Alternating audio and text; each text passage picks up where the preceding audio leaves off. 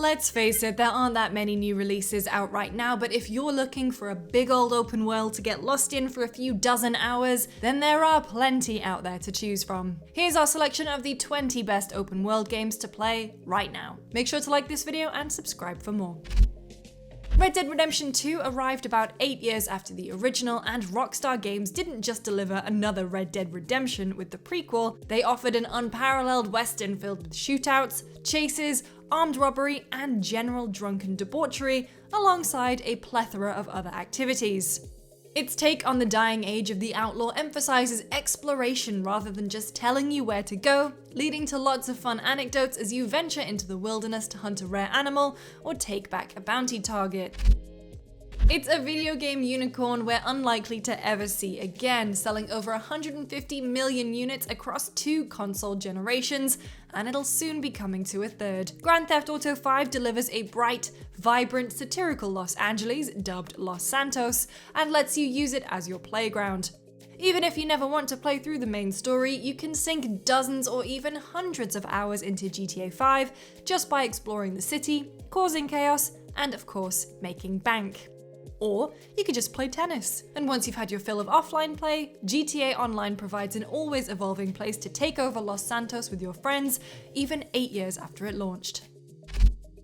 The open world game that would define open world games for years to come. As in, it's still doing it. The Legend of Zelda Breath of the Wild doesn't have no in its vocabulary. In a radical departure from the other games in the series, Breath of the Wild ditches traditional dungeons and progression in favor of a truly free-form structure that lets you take on the final boss 20 minutes in, if you want to.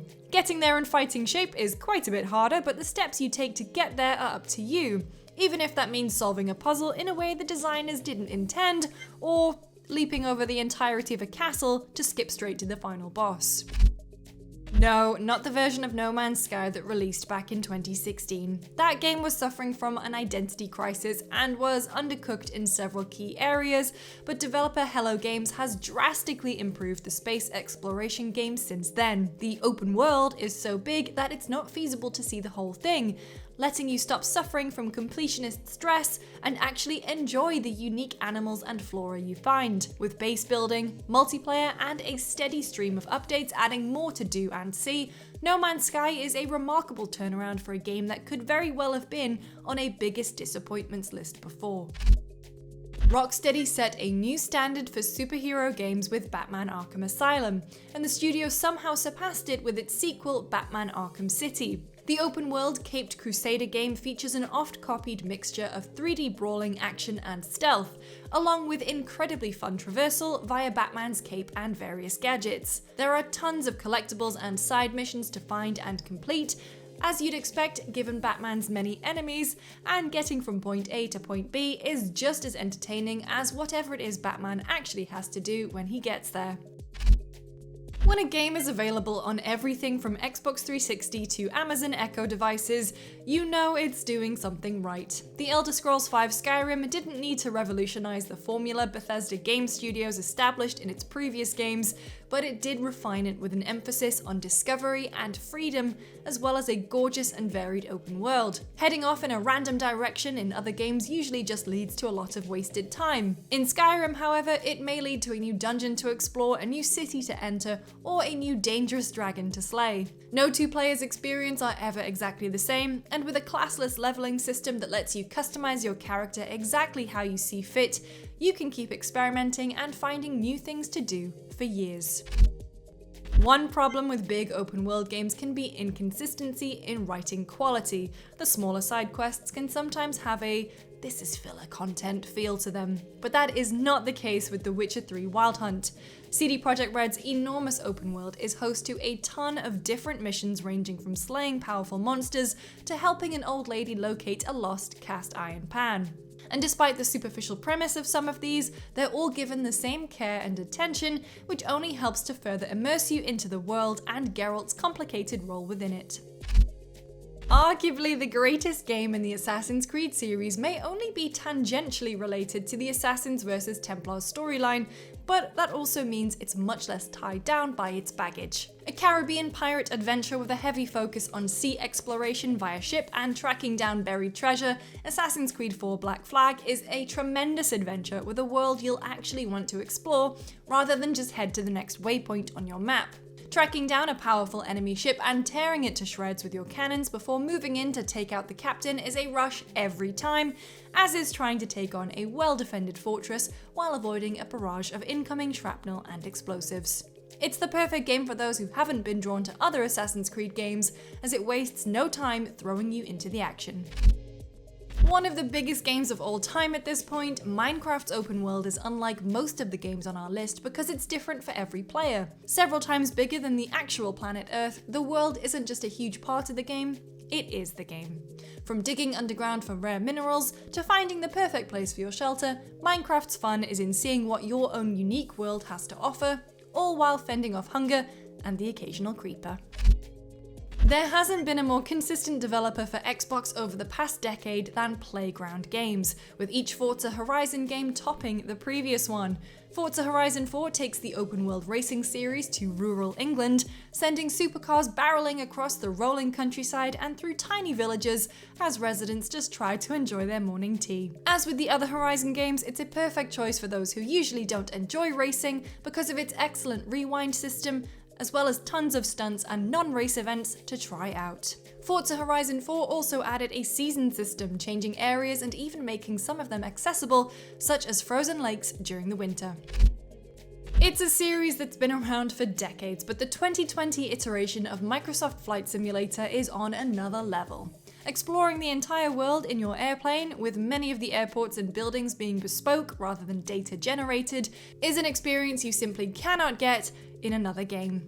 It truly is an open world, as checking out your ideal tourist destination is as simple as setting coordinates and heading in that direction.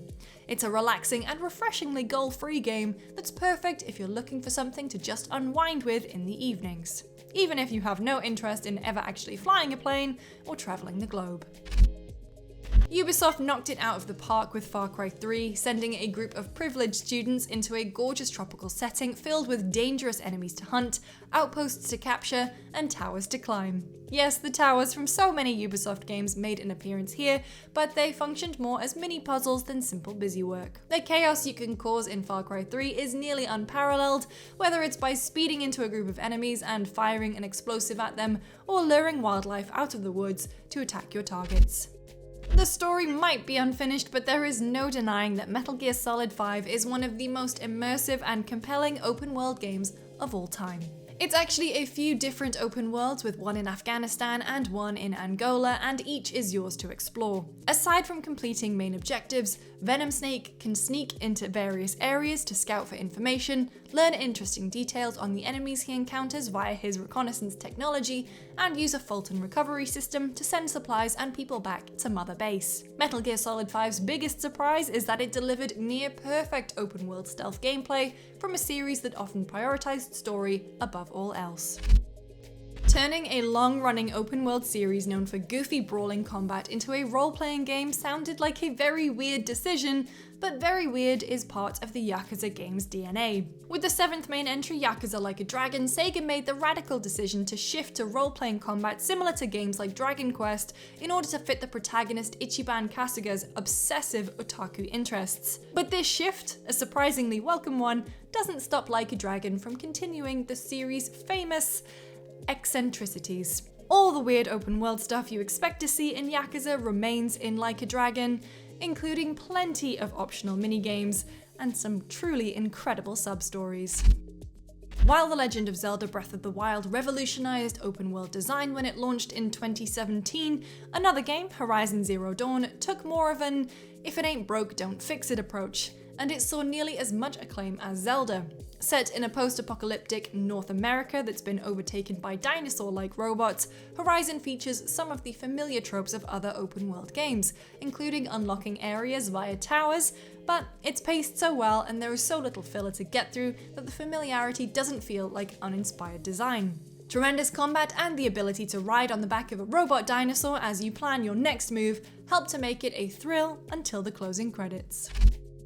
Monolith's Middle-earth Shadow of Mordor and its sequel Shadow of War clearly got inspiration from the Assassin's Creed and Batman Arkham games when crafting its dark Tolkien world, but the studio didn't just make a copycat game. Shadow of War in particular makes fantastic use of the Nemesis system, a feature that lets unique enemies remember past encounters and evolve based on them, coming back to find you while you're out exploring and potentially throwing all your plans into disarray.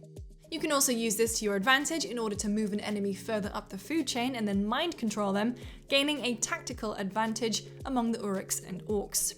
Special spectral abilities also let you move across the vast plains in a flash, often culminating in a brutal takedown of an unexpected enemy. One of the biggest games to release on PS4 and PS5, along with the standalone adventure Miles Morales, Marvel's Spider-Man is the web-slinger's most impressive outing ever.